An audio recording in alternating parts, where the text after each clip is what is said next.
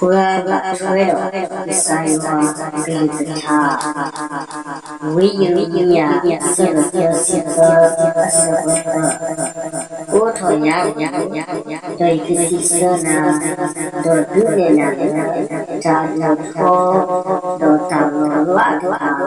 Lenin Yamba Wiya Sarasika Asabu Wakwa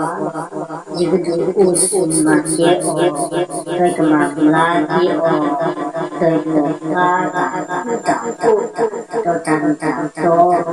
Aake Wiya Sarasika Sabu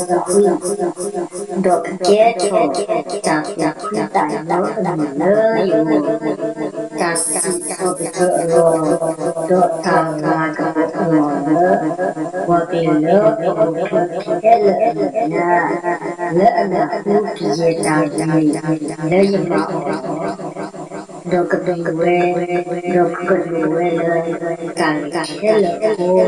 Dollar Tangano Hello Lady away Israel akan leka tu dah one